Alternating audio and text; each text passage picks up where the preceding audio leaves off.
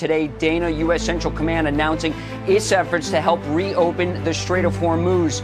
U.S. jets dropping these massive, multiple GBU-72 bunker-busting, 5,000-pound deep Penetrator bombs on reinforced Iranian missile sites along Iran's coastline near the Strait of Hormuz. Something genuinely significant happened on March 17, 2026. And the full strategic weight of that event is still settling across global energy markets and military planning rooms.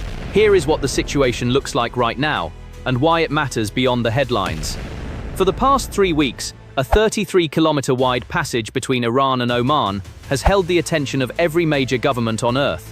The Strait of Hormuz, through which around 20% of global crude oil and natural gas supplies pass, has been effectively halted as a functioning commercial waterway since early March 2026, following joint military strikes by the United States and Israel on Iran that began on February 28. Within that broader campaign, one specific development on the night of March 17 marked a turning point in the battle for that passage, and it came in the form of a weapon most of the world had never heard of. U.S. Central Command announced that U.S. forces had successfully employed multiple 5,000-pound deep penetrator munitions on hardened Iranian missile sites along Iran's coastline near the Strait of Hormuz. The munition confirmed by U.S. officials was the GBU-72 Advanced 5K Penetrator, a precision-guided bunker-defeating weapon that made its combat debut that night. The target was not an airbase or a command center. The target was the physical infrastructure that gave Iran its most direct ability to close the world's most critical energy corridor, its coastal tunnel network, and the hardened missile storage facilities buried within it. To understand why this strike matters so fundamentally, you need to understand what those tunnels were actually designed to do, and how long Iran had been building toward this moment. The IRGC's coastal tunnel network near the Strait of Hormuz was never just a collection of bunkers. It was the architectural foundation of Iran's entire asymmetric maritime strategy. IRGC Navy Commander Alireza Tangziri had appeared inside extensive submarine missile facilities on Iranian state television just weeks before the conflict began, showing rows of rockets prepared for launch, describing the network as a wide system of missile tunnels beneath the sea, developed to confront U.S. vessels operating in the Gulf and the Sea of Oman. That footage was not accidental. It was a carefully staged strategic signal, designed to communicate to Washington and Tel Aviv that any military action against Iran would carry an immediate and catastrophic cost at Hormuz. The IRGC Navy's political deputy, Mohammad Akbarzadeh, stated that Iran exercised complete dominance over the strait across air, surface, and subsurface domains, adding that Iran receives real-time intelligence from the sky, the surface, and under the water of the strait, and that its security is dependent on decisions taken in Tehran. That statement, made in late January 2026, reflected genuine confidence in a network Iran had spent decades constructing and refining. The tunnels weren't a deterrent in theory, they were a deterrent in practice, backed by verified hardware, sophisticated logistics, and geographic advantage that no amount of naval firepower can simply erase.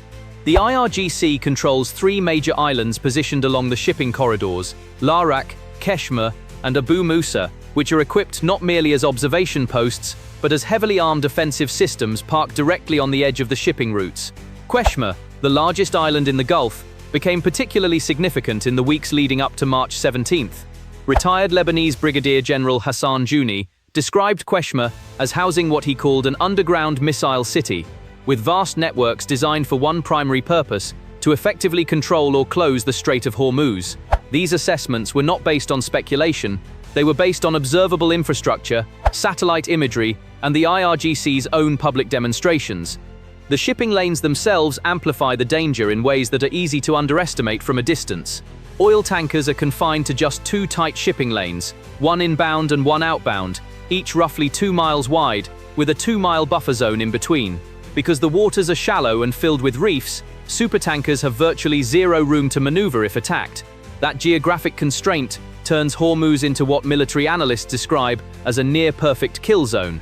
The tunnels gave Iran the ability to exploit that kill zone with precision and impunity, launching from concealed positions, striking at will, and withdrawing before any counterstrike could be coordinated.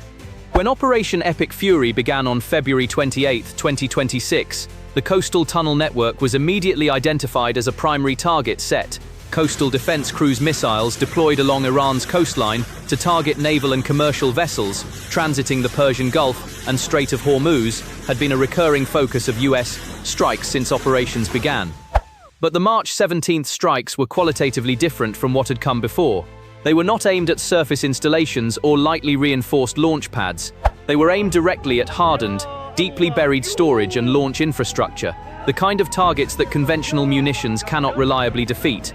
The GBU-72 Advanced 5K Penetrator is a precision-guided deep burial defeat weapon that uses GPS guidance and a high-explosive warhead optimized for post-penetration detonation.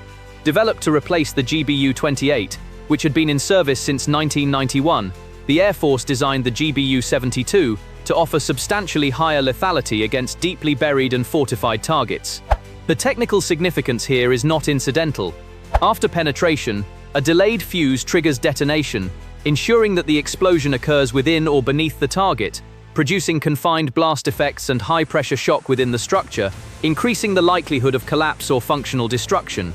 What this means in practical terms is that the weapon is specifically engineered to defeat the exact class of targets that Iran spent decades constructing: fortified underground structures designed to survive conventional attack.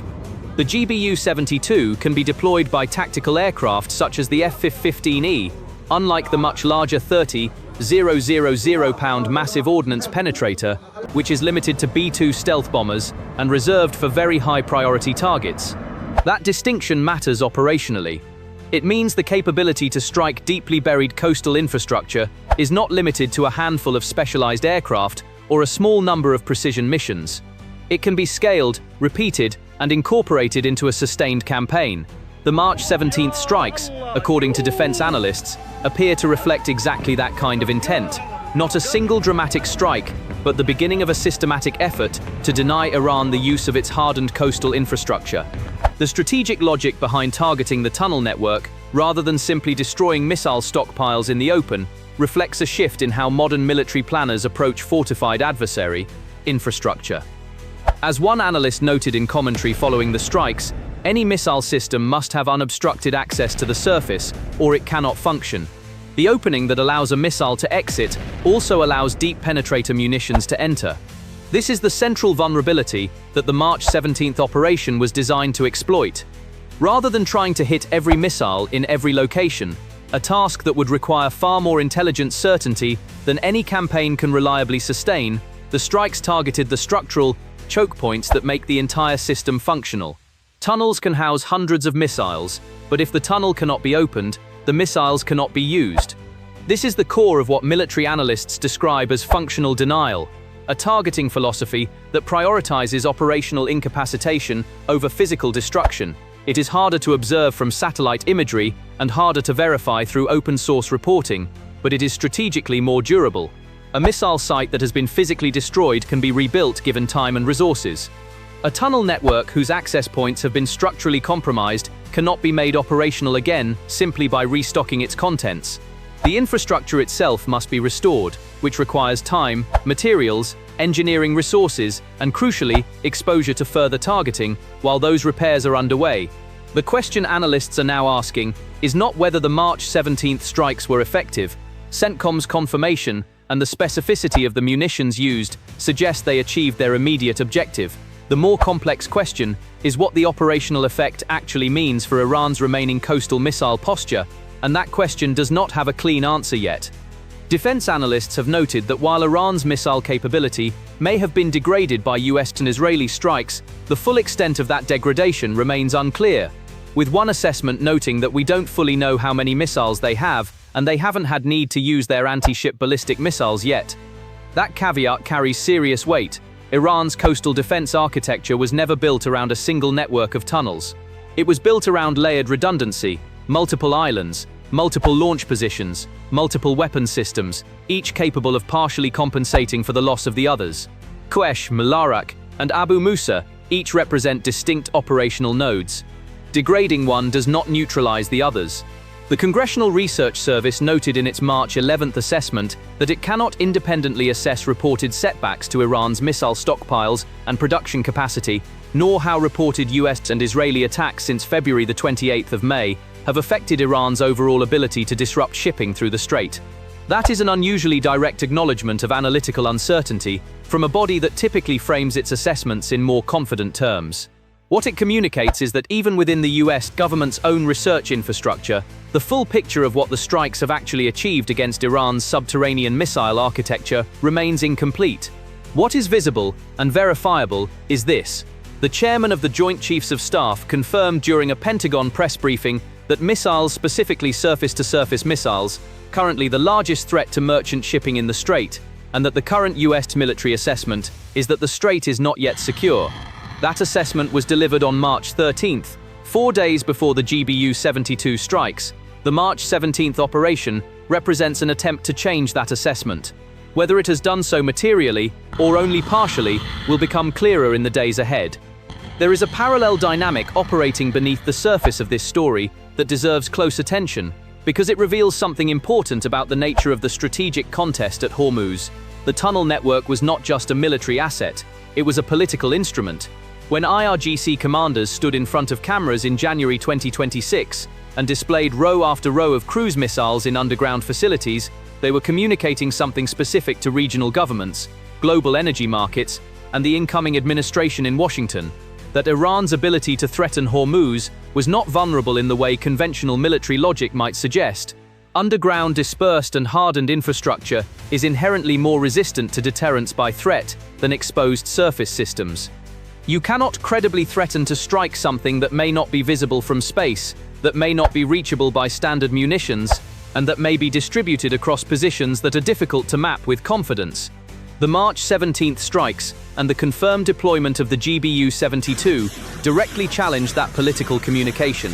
They sent a message in return that the assumption of subterranean invulnerability is itself a strategic miscalculation.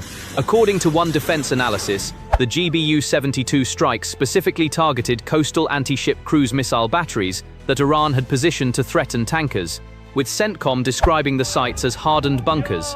Exactly the class of targets the 5,000-pound deep penetrators are designed to defeat. The choice to make this strike public, to announce it through CENTCOM's official social media channels and allow defense reporters to confirm the specific munitions involved, was itself a deliberate act of signaling. The message is not just that the strikes happened. The message is that the United States now possesses and is willing to use precision deep penetration capability against exactly the class of fortified infrastructure that Iran has spent decades building as its strategic reserve. The economic dimensions of this contest have been acutely felt for weeks. Oil prices have climbed more than 40% since the conflict began, pushing above $100 per barrel, as Iran's effective control of Hormuz removed the world's most important energy transit route from reliable commercial use. That price movement is not simply a market reaction to uncertainty, it reflects a genuine structural disruption in the flow of physical commodities. Natural gas prices in Asia and Europe rose approximately 54% and 63% respectively in the week following the onset of operations, while US natural gas prices rose by a more modest 7% over the same period. The geographic divergence in those numbers reflects the stark difference in energy import dependency between the United States and its allies in Asia and Europe, and it explains in part why those allies have been under intense pressure to engage with the Hormuz situation, despite their reluctance to involve themselves directly in the military campaign. As US President Donald Trump sought to build a coalition of navies willing to escort tankers through Hormuz, some countries chose a different path, negotiating safe passage directly with Iran. 2 India-flagged gas tankers passed through the strait following negotiations between New Delhi and Tehran, while ships from Pakistan, Turkey, and China also transited through Iranian territorial waters. That development, while modest in terms of raw shipping volume, carries significant strategic implications. It demonstrates that Iran retains the practical ability to choose who may pass and who may not, functioning less as a blocked waterway and more as a controlled checkpoint. Regional analysts have observed that pro-government figures in Iran are increasingly framing the strait as a strategic bargaining tool beyond the immediate conflict itself, suggesting it could be used to extract sanctions relief or broader economic concessions. That framing is important because it reframes the tunnel network not as a purely military asset, but as economic leverage infrastructure. Disrupting the coastal missile systems degrades Iran's ability to enforce that leverage coercively. It does not by itself eliminate Iran's geographic position or its political determination to use Hormuz as a negotiating instrument. Even a partially degraded coastal missile posture is sufficient to deter most commercial shipping operators, particularly when naval mines remain a separate and only partially addressed threat. Despite the operational results of the bunker-busting strikes, Iran is believed to have placed naval mines in parts of the strait, a remaining threat that full-size warships cannot easily address without significant risk. This is why the coalition discussion around mine-clearing capabilities has taken on urgency in parallel with the strike operations. The United Kingdom, France, and other allied nations have been discussing the potential deployment of autonomous mine-hunting systems as a complement to the U.S. Kinetic campaign.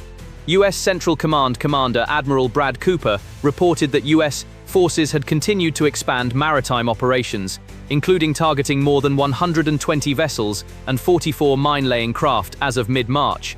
That number of mine-layer interdictions is significant, but analysts note that the total Iranian mine-laying capacity vastly exceeds what has been neutralized so far. The situation also carries a dimension that is easy to overlook when the focus is fixed on the narrow corridor of the strait itself. Iran has demonstrated willingness and capability to extend the threat zone far beyond Hormuz's physical boundaries. Iranian drone attacks struck Oman's deep-water port facilities at Duqm and Salalah, damaging at least one fuel storage tank and bringing those alternative energy transit routes within active risk zones. The port of Fujairah in the UAE, the only crude export terminal outside the strait, was also struck by a drone attack. These operations indicate a deliberate effort to deny the viability of bypass routes, ensuring that degrading Iran's position at Hormuz does not simply redirect traffic to safer alternatives.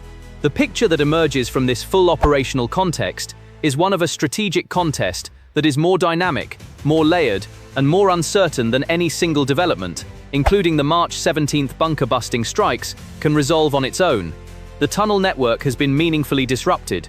Key coastal missile batteries have been functionally degraded based on available reporting. The GBU-72's combat debut marks a qualitative escalation in the tools being brought to bear against hardened Iranian infrastructure. And yet the Strait of Hormuz remains what one analyst described as a situation where Iran, regardless of military results, is still calling the shots on who gets to use the world's most important energy waterway. That tension between measurable operational progress and unresolved strategic control defines the current moment at Hormuz more precisely than any single data point can. The US campaign is achieving verifiable tactical objectives. Iran is still achieving verifiable strategic effects. Both of those things are true simultaneously, and that is exactly what makes this situation so consequential. What comes next will be shaped by several specific variables, each of which observers should watch carefully over the coming days. The first is the pace and scale of continued US strikes on coastal infrastructure, particularly whether the GBU-72 campaign expands to cover remaining hardened sites on Qeshm and the other strategic islands, or whether it was a targeted operation aimed at specific identified batteries. The second is the status of Iran's mine-laying capability, and whether ongoing naval operations succeed in further degrading the number of functional mine-laying vessels. The third is the diplomatic track, whether any of the countries currently negotiating direct passage agreements with Iran can serve as intermediaries for a broader de-escalation framework that addresses the underlying political conditions driving Tehran's Hormuz posture. According to one assessment, the strait will likely remain effectively closed through the remainder of March 2026, absent rapid de-escalation, with the current US military assessment indicating that more strikes against Iranian coastal positions are needed before conditions are safe enough to assemble escorted convoys. That timeline judgment, offered by analysts with access to operational reporting, suggests that the March 17th bunker-busting strikes, while significant, are best understood as a milestone within a longer campaign rather than a decisive endpoint. The broader lesson being written in real time here is one that will shape military doctrine and strategic planning for years beyond this conflict. Iran's coastal tunnel network represented the most ambitious implementation of hardened asymmetric maritime deterrence ever attempted in the modern era. The assumption embedded in that architecture that subterranean infrastructure could be rendered effectively invulnerable through depth, dispersion, and camouflage has now been directly tested against a new generation of precision deep penetration capability. The results, while not yet fully accessible, suggest that assumption has a harder limit than Iran's strategic planners may have anticipated. What cannot be tunnel-hardened away is geography, and that reality cuts in both directions. Iran controls the northern shore of one of the world's most consequential waterways. That geographic fact gives Tehran leverage that no military campaign can simply remove from the equation. The contest at Hormuz is ultimately not about who controls more weapons systems. It is about who controls the political and economic cost calculations of every ship operator, every insurer, every energy importer, and every government that depends on that 33-kilometer passage to keep their economies functioning. The March 17th strikes changed some of those calculations. They did not settle them. This report is based on observable developments and strategic analysis, with some details still evolving as events continue to unfold.